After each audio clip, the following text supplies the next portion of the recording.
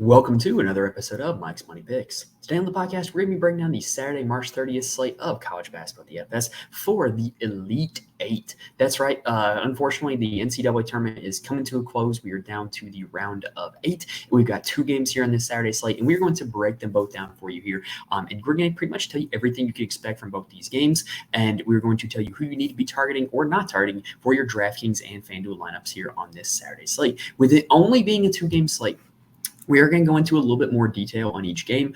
We're going to pretty much go over every single rotational player for all 4 of these teams to make sure that you're aware of all the options that are available to you in DFS here for this slate.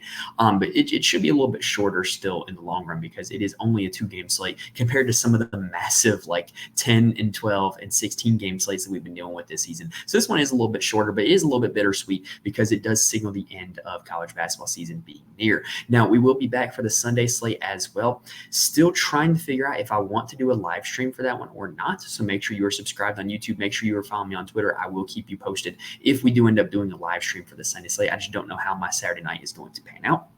But there will be a show for the Sunday slate. So make sure that you are subscribed so that way you will know when that drops. Whether or not it ends up being live, there will be a show for the Sunday 2-game slate. Just like there will be a show for the Final Four slate next Saturday, there will be a show for the showdown slate for the national championship game. So we will cover every single remaining game here on the college basketball schedule here at Mike's Money Picks. All right, so with that being said, let's go ahead and dive into game number 1. If you have not already, if you're watching on YouTube, please hit the like button for me. It really does help me out a ton, and I really do appreciate it. And make sure you are subscribed to the channel. We are closing in on 500, and I really want to get that 500 number before the NCAA tournament ends. The only way that can happen is if people like you watching this on YouTube will hit that subscribe button for me. And again, I really do appreciate it. It helps me out a ton, helps the channel get noticed, helps the videos get noticed, helps drive a viewership up. So just please do that for me if you have not already. I really do appreciate it. All right, so now let's go ahead and dive into game number 1, Yukon taking on Illinois. All right, so as I am recording this, just watching on my TV here, the first game of the night did go final. NC State did end up beating Marquette. And, being from North Carolina, I've got a ton of friends who are NC State fans, NC State graduates. So really happy for that fan base, really happy for the run that they're on. This is one of those kind of magical runs that they're putting together. And really happy for them that that's happening and looking forward to seeing them in the Elite Eight, no matter who the opponent ends up being. Now, let's go ahead and talk about this first game. So Illinois taking on Yukon. KenPom has this game projected to be 82-76 in favor of Yukon. Ironically, this is actually the lower total of the night. The Clemson-Bama game does have a higher total on KenPom, but 82-56, that is a 158-point total, and there's a pretty obvious reason why. These offenses actually rank number 1 and number 2 in offensive efficiency on KenPom for the season. Where they differ is what they do on defense. Illinois ranks 84th on defense, whereas Yukon is 6th. Yukon is a lot more balanced on both sides of the ball, and Illinois really likes to get up and down and push the tempo. They rank 69th in the nation in tempo, whereas Yukon ranks 319th. So this is a major pace up spot for the Huskies, with them projected to score 82 points here in this one. Major pace down spot for Illinois, with them being projected to score 76. Now, I went and did a little bit of math when it comes to Illinois. So against Iowa State, they scored 72 points, and they scored 159 total fantasy points throughout their entire lineup. So here's what that means.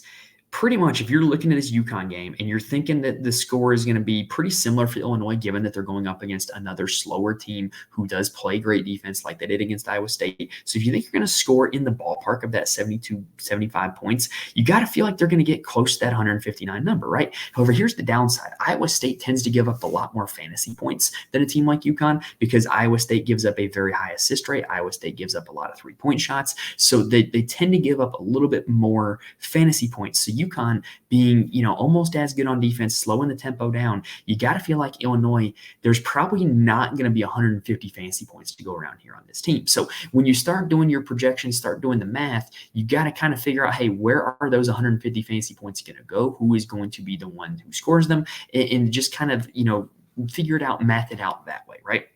Now, we do know that a lot of those fantasy points are going to go by way of Terrence Shannon Jr. So Terrence Shannon Jr. had a 42% usage rate against Iowa State. He dealt with a little bit of foul trouble, and so he only played 30 minutes. And yes, I did say the word only for 30 minutes because he pretty much has played more than that in every game he's been active this season. And he turned it into 44 fantasy points. With that high usage, with that somewhat low minute total, he still managed to get 44 fantasy points. points. And he has been just electric in the postseason. He's been over 40 fantasy points in 6 straight postseason games this season. That is just elite, and you got to feel like he is going to be able to do it again here against Yukon. His wingman, Marcus Damask, was not as good against Iowa State. He only put up 20 fantasy points. That kind of represents a floor game from him. However, in that game, he still had a 22% usage rate, which is pretty solid, and he did shoot 2 for 11 from the field, 0 for 4 from 3. So you got to feel like if he puts the ball in the hoop a little bit more, he definitely has a chance to hit value because he's going to have a ton of opportunities. The reason why I like both of these guys again here on this slate, I don't necessarily think I'm going to be playing both of them. I think there's enough other good options at the top that I don't need to play both of them. But the reason why I like both of these guys individually here in this game is because Yukon does not really have one elite perimeter defender. What their defense is reliant on is playing elite level ball pressure and forcing you into uncomfortable situations, running you off the 3-point line, where if you get to the rim, it's just big 7'2" Donovan Clingan waiting there for you. And so I think that's going to be kind of how they defend Shannon and Damask in this game. They're going to bring a lot of ball pressure, and if they get beat, so what? Now you have to finish at the rim over or around Donovan Clingan, which is quite the task. So how might Illinois combat that? Well, I still think you're going to see a ton of usage for Shannon and Damask, but what I also think you're going to see is Coleman Hawkins could be a key piece to this game. He is the Illini's normal starting center. He normally plays a ton of minutes, and he can stretch the floor. In the last 2 games, he's taken 12 total combined 3-point shots. So if he is able to space the floor and use his athleticism and his shooting to get Donovan Clingan out of the lane, then that definitely presents a lot more spacing for this Illinois offense and a lot of opportunities for Shannon and Damask to get all the way to the rim. Now, after that, I really think after those 3, it's just you never know what you're going to get for this Illinois team. I'm going to try to kind of figure out for the X's and O's what might happen. Right now, for Dane Danger, he has been a incredibly high usage player in this NCAA tournament, putting up games of 35, 14, and 22 on very low minute totals, never playing more than 23 minutes in a game. He has an incredibly high usage rate when he's out there. He's just not always out there a lot, and I don't particularly like him in this game. He's not a guy who's going to stretch the floor. He's just going to be in there trying to go at the rim against Donovan Clingan, which is Yukon's defensive strength. So, is he a guy who has GPP upside in DFS? Absolutely. Is he a guy that I think is very likely to hit that upside? Probably not. So, I've gone on this rant a few times this year, but sometimes in DFS, a quote-unquote bad play can be a good play if nobody ends up playing him, right? And so Dane Danger is a guy that, the matchup to me doesn't indicate that he's going to be a good play, but he clearly has upside. He's probably going to be pretty lowly owned, so you can take a shot at him in a GPP, in my opinion. After that, I really think we're going to see a big Ty Rodgers game. And the reason why is because I think he is going to be needed for his defense in games where Illinois plays elite offensive teams, like against Nebraska, like against Wisconsin, like against Iowa. He tends to play more minutes because, they really need a good defender on all 5 spots on the floor. And Rodgers is a guy who can guard multiple positions. He's a good defender. He can switch on screens. And so I think you're going to see boosted minutes for Ty Rodgers.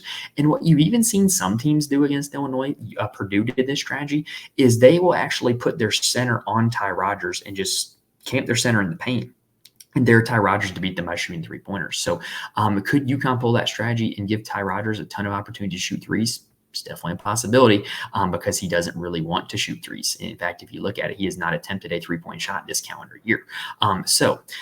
Definitely something to look at because I don't think he wants to shoot that shot, and teams have been able to give him that shot.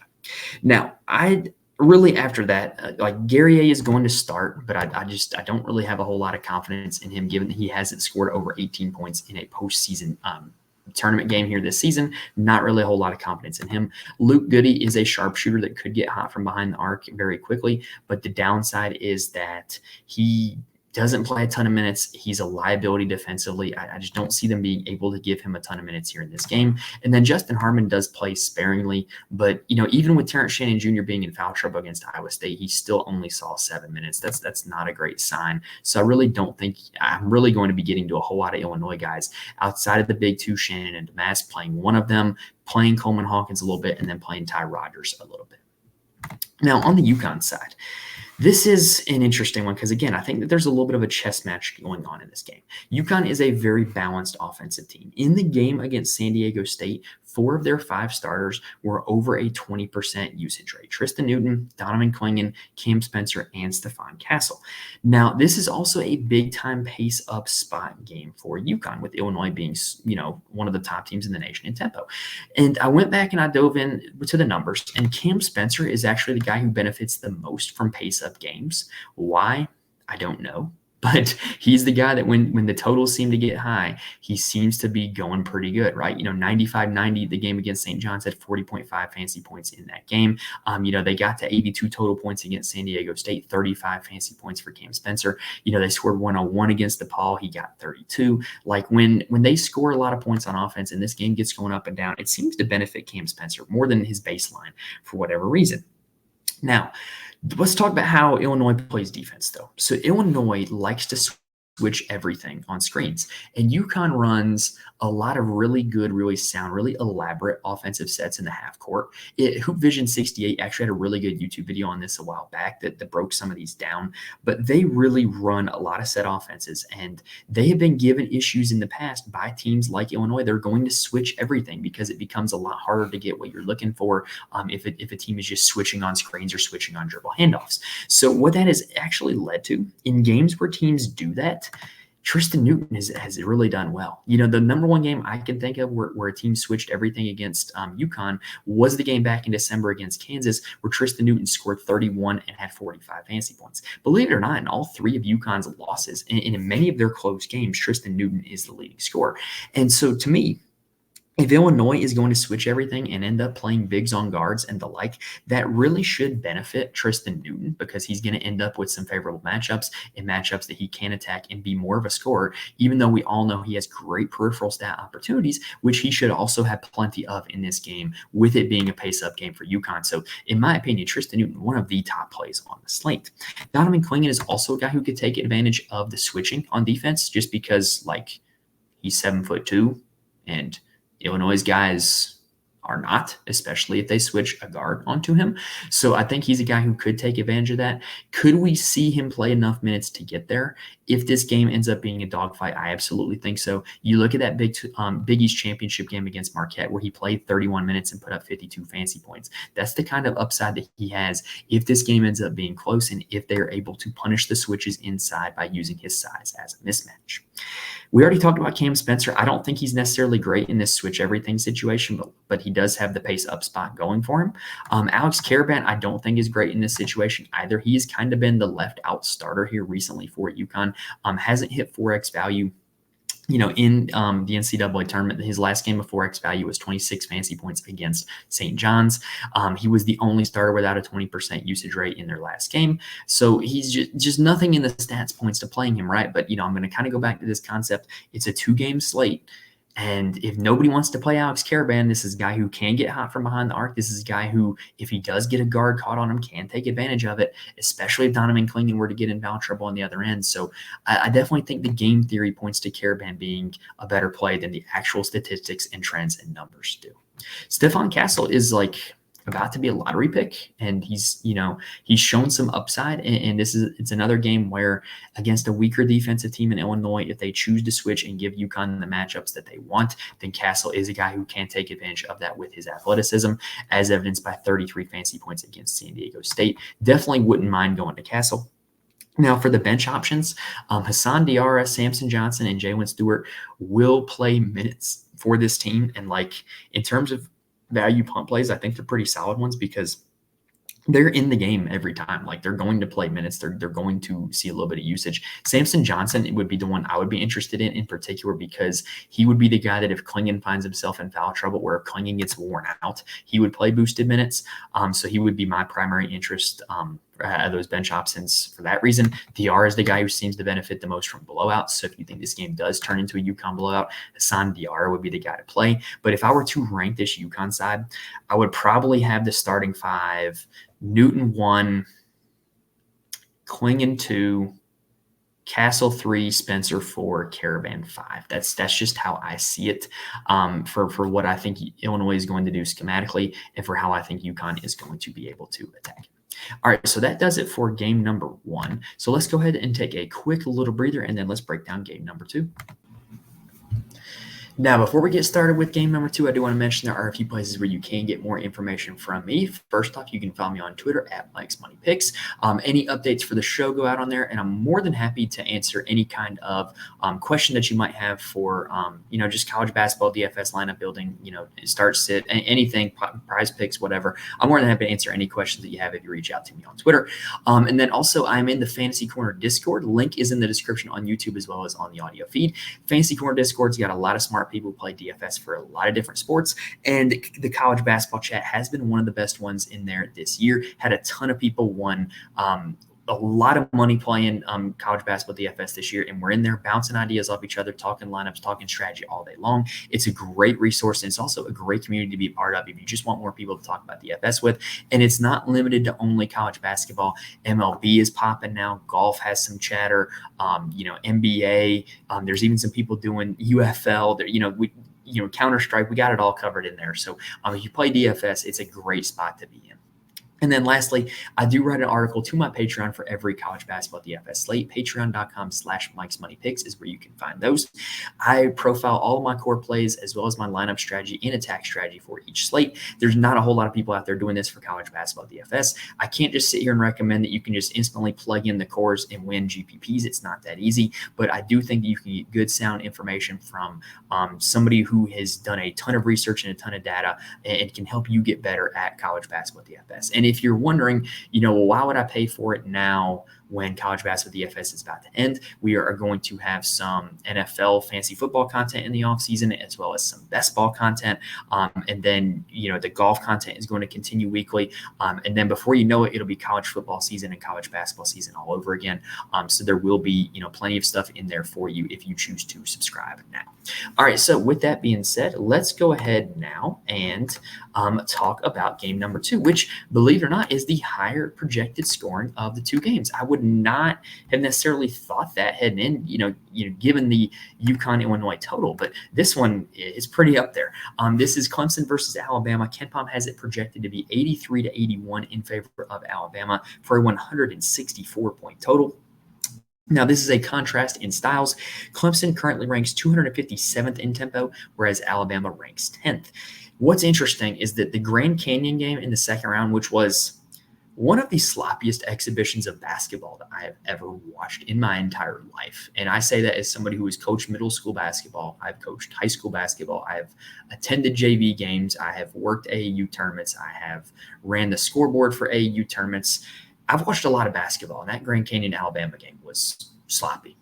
And that's the only game that Alabama has played in the last 2 months that has not reached 155 points. So in my opinion, the total for this game, the floor is 155 points, right? These two teams have actually played already earlier this season, back in November, and Clemson won 85-77 in Tuscaloosa. So that game featured 162 total points that were scored. Now, if you're wondering who played well in that game, Clemson, PJ Hall dealt with foul trouble, shocker, and he did come through and put up 21 points and 8 boards in that game, even through foul trouble. Ian Shefflin almost had a double-double, 9 points and 14 rebounds, and then Chase Hunter and Joseph Girard had 15 and 16 points, respectively. On the Alabama side, their big three of Sears, Estrada, and Nelson were the only three in that game who played north of 30 minutes. They were also the only 3 Alabama guys to score in double figures. Sears had 23, 4, and 3. Estrada had 16, 5, and 1. Nelson 14, 8, and 1. So what you're seeing when these two teams played earlier was pretty big concentration around the stars. There were not a whole lot of value guys getting there, with the exception of RJ Godfrey for Clemson, because he did play a lot of minutes because PJ Hall was in foul trouble, because PJ Hall's always in foul trouble. Speaking of which, let's go ahead and break down this Clemson side. So in the NCAA tournament so far, Chase Hunter has been their best player, and he has put up over 35 fantasy points in all 3 games in the NCAA tournament so far. He has actually had all 3 games over 27% usage rate. So he's a guy who's had the ball in his hands quite a ton, and he has been good with it. In fact, I'll give Clemson a shout out. I didn't think this team was all that great heading into the NCAA tournament. Like, I'd watched them in ACC play, and I thought, this team's dangerous. dangerous, but they're not really all that athletic. They don't really have a whole lot of scoring. Like, I just wasn't really buying it. I thought New Mexico was going to beat them in round one, but they really play together. They've got a lot of chemistry with each other, and they really execute on both sides of the basketball, offensively and defensively. They're well coached, and they can play with anybody. And so I've been really impressed with this team. But like I said, Chase Hunter has been their best player through 3 games at the NCAA tournament. Their best player on the season has been PJ Hall. And the problem is with him, though, is that he just fouls a lot. Like a lot. So in the 3 games in the NCAA tournament, he's played 19, 19, and 32 minutes. He's had over a 27% usage rate in all 3 of those games. He just hasn't really translated it into a whole lot of production, 19, 17, and 28 fantasy points because he has been in foul trouble. Well, with Alabama, there's no need for him to get in foul trouble, right? No, we just saw North Carolina go through this with Armando Bacot dealing with it a little bit early, getting fouls on rebounds. But Alabama's not a team that attacks the rim. Alabama's a team that likes to score from behind the 3-point line. So there's no reason for him to get himself in foul trouble. And if there were ever a game for him to avoid foul trouble and take advantage of it, this could be it, because like we just saw Armando Bacot do, Armando Bacot put up north of 40 fantasy points against this Alabama team, playing in a very similar style to what PJ Hall will do. So I really do like this spot for PJ Hall. You just got to always worry about the black cloud of foul trouble hanging over him. If I'm playing cash games, I'm probably staying away from PJ Hall, but I think he's a great tournament option because the upside that he provides if he is able to play north of 30 minutes. Now, Ian Shefflin is a guy who will pick up the slack from all that PJ Hall foul trouble. He has turned it in the NCAA tournament into 31, 25, and 33 fantasy points. Now, the usage is up and down because he's not like a primary scoring option, but he's really smart with the basketball. He takes good shots. If he gets a mismatch, he knows how to exploit it. He's a good rebounder, and he is a willing passer as well. So Shefflin, definitely a guy that I think benefits more from PJ Hall being in foul trouble. I probably wouldn't play them both together, but he is definitely a guy who can hit value here against this Alabama team. He did have success against them earlier in the season with that 9 and 14 stat line. Joe Girard is a GPP option, in my opinion. He is a pure shooter, but he is fairly shot dependent. But here's the good news. In the NCAA tournament, his peripheral stats have actually been pretty good. You know, he had 5 rebounds plus assists against New Mexico, 6 against Baylor, and then 10 against Arizona. And that 10 is way above his season average. And that was also a pace up spot for Clemson. So if we're going to get a game where John Girard is going to put up a lot of peripheral stats, then what's going to happen if he actually takes 12 shots and hits 5 of them? Like he can put up a ton of fantasy points. So I think he's got to be in your player pool if you're playing GPPs, because he does have the capability of getting hot behind the arc and then also continuing that success he's had with peripheral stats. Speaking of peripheral stats, Clemson's 5th starter, Jack Clark, is a guy that we've talked about all season because he does put up a ton of peripheral stats, whether, you know, because he plays a ton of minutes and he is not really a primary scoring option. He's dependent on those peripheral stats to get there. Well, guess what? It's a pace-up spot against Alabama, with them being one of the fastest teams in the nation.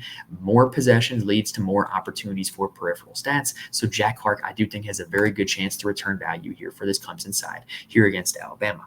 Now, we've already mentioned this at the top, but if PJ Hall gets in foul trouble, RJ Godfrey is going to play more minutes. You see that with the first 2 games in the NCAA tournament where he played 21 and 19. I think he's another guy like Shefflin. I would probably not play Hall and Godfrey together, but I do think that you can definitely get to Godfrey and kind of like, what's the right word I'm looking for here? Not hedge a bet, but like kind of like say 50-50, but like if you're playing PJ Hall, play a few lineups with Godfrey, because if Hall gets in foul trouble, Godfrey's going to be the guy who is taking advantage of that good matchup. In other words, if you like the matchup for Hall, which I do, then you would also like the matchup for Godfrey if Hall is off the floor. Now, Chauncey Wiggins is also going to play a good bit, and you know, he's kind of like a consistent like 10 fantasy point a game guy, and at $3,200 on a 2-game slate, we'll take that, honestly. So I really do like him as a value option. I don't think he necessarily is a huge benefactor of PJ Hall foul trouble. He really plays more so the 3 and the 4. He really is a, you know, catch and shoot 3-point shooter. And so with there being a ton of possessions, with there being a ton of opportunities for fantasy points, you got to like a guy who's just guaranteed to get in the game. The only other guy off the bench that's really guaranteed to play for Clemson is Dylan Hunter, the younger brother of Chase Hunter. But he really doesn't have a high usage rate, doesn't produce a whole lot when he's out there. But hey, he's only $3,000. And you got a guy who you know is going to enter the game at some point. which is not what you can say about everybody for Alabama. Alabama has been one of the hardest to predict teams in terms of fantasy production all season long, and that has continued through the NCAA tournament. They did have a very balanced scoring and usage game against North Carolina in the Sweet 16. Sears, Estrada, Nelson, and Griffin all had 18 or more real points on 20% or more usage rates. So all four of these guys were pretty much balanced in scoring.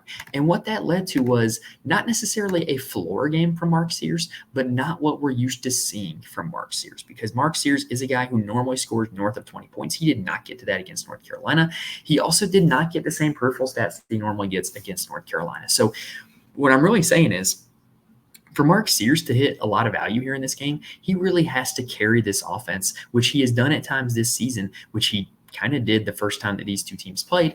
But it's just, like if he doesn't absolutely carry the offense, then he's not going to get to 4 and 5x value at his salary of $8,800. So I do like Mark Sears, but if I'm playing Mark Sears, I would probably be less inclined to play other Alabama guys, because I do think that he requires putting this offense on his shoulders in order to hit value. Now, I do like Aaron Estrada. We've talked about all season long how Aaron Estrada is not that far behind Mark Sears in terms of usage rate, but he is generally not as efficient as a scorer, and he generally is more prone to foul trouble. When the NCAA tournament, he's been pretty efficient as a scorer. He hasn't gotten in foul trouble, and he's put up over 32 fantasy points, in all three NCAA tournament games so far. He's taken at least 14 shots in all three NCAA tournament games so far. In my opinion, the gap between Sears and Estrada is not as wide as that $1,100 in salary. And so I will probably be playing more Estrada than Sears, if I'm being totally honest. But I will also have lineups where I have both of them together. I will also have lineups where I have neither of them in it, just in case neither of them hit value.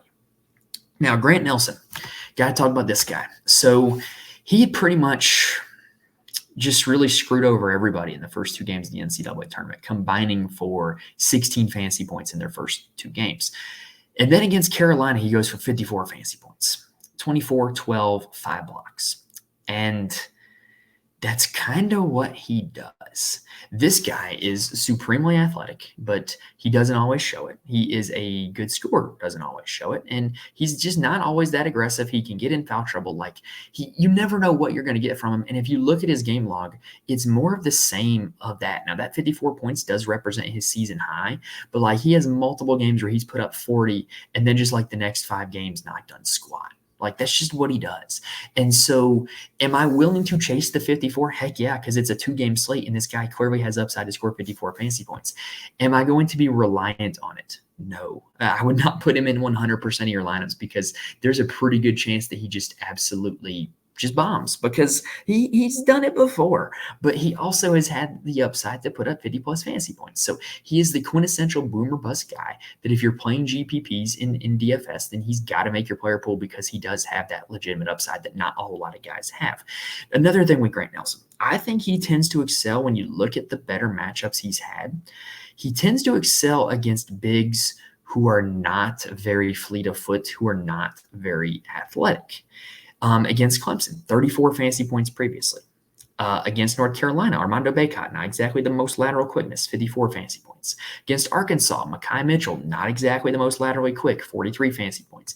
Against Florida, Micah Hanlockton, not exactly laterally quick, 45 fantasy points. So to me, there's a little bit of a trend there, enough of a trend for me to play Grant Nelson with confidence. But like I said, I ain't going all in on Grant Nelson, because there's a pretty good chance that he just gives you 7 fantasy points. Now, after that, Nick Pringle is another guy that I don't really ever know what to do with, and he doesn't play a ton of minutes, doesn't have a massive usage rate when he's out there. I think that you could just pass on Nick Pringle, if I'm being honest. If I were trying to talk myself into Nick Pringle, the argument that I would make is that Clemson plays a traditional 2-big lineup, and so Alabama would likely want to go a traditional 2-big lineup to combat that, which could lead to more minutes from Nick Pringle or to any of the other NPC forwards that they have. More on them in a second. I do really like Rylan Griffin here on this slate. He was great against North Carolina, 27 fantasy points, 19, 4, and 1 assist, 6 for 12 shooting. Look, he's straight up underpriced. He's going to be one of the most popular value plays on the slate at $5,300. And especially if Latrell Wrightsell is out, I really think there's a lot of upside for Rylan Griffin. Now let's go ahead and talk about Latrell Wrightsell. So it's a concussion with Latrell Wrightsell from everything I can read. And call me crazy, but knowing what I know about the concussion protocol from coaching high school, there's not like, let me think the best way to word this. There's not a whole lot of situations where a guy's not good to go on Thursday, but then is magically good to go on Saturday. You get what I'm saying? So, like, I don't think it's very likely that he plays. Would anything surprise me in college basketball these days? No. But I don't think it's likely that Latrell Wrightsell plays because of how the concussion protocol works. So I do think that Wrightsell being out could open up more minutes for Rylan Griffin, could open up more minutes for Nick Pringle, or could open up more minutes for the rotating cast of forwards that they play that I never really know what to do with. Mohamed Diabate, Jaron Stevenson, and Sam Walters. They're all three going to play about 10 to 15 minutes. They're all three going to score in between 0 and 15 fantasy points. And maybe could you catch lightning in a bottle and get one of them on a hot night where they play extended run? Yeah. Is it a 2-game slate? And am I going to be taking shots at all three of these guys? Yeah. But is it a situation where any of the three of them are very likely to get there? No, but like you've got a great game environment. You've got, if Wrightsell is out, an argument for boosted minutes. So Diabate, Stevenson, and Walters will all make my player pool, but will all not be huge focal pieces of it because I don't think you can really count on them in any significant way. All right, so that does it for the Saturday Elite 8 slate.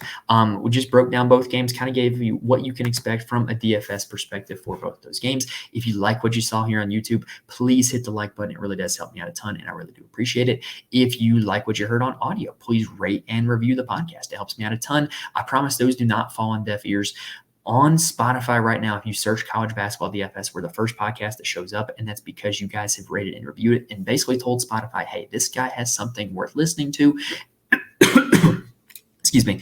And so by doing that, it allows it to show up in searches, and I really do appreciate it. Sorry for the cough there, y'all. That really came out of nowhere on me. Anyway, that pretty much does it here for this slate. We will be back for the Sunday Elite 8 slate. Make sure you're subscribed to the channel so that way you can be here whether we are live or not for that slate. And then if you want to know who makes my core plays, check out the article on the Patreon. If you want more input from me, questions, lineup strategies, whatever, Fantasy Corner Discord is the place to go for that. All right, so that does it for this slate. Best of luck to everybody if you are playing DFS here on this Saturday slate, but I know that it's March Madness. There's a lot of other action going on as well. So best of luck to your brackets. Best of luck to Prize Picks, underdog pick'ems. Best of luck to any gambling or survivor pools that you might be in. And I really do hope that I was able to give you guys some good information here on this one and some good X's and O's that you can use to build some successful DFS lineups and betting slips and otherwise here for this Saturday slate. Thank you guys for watching and listening to this point, and I will see you guys next time.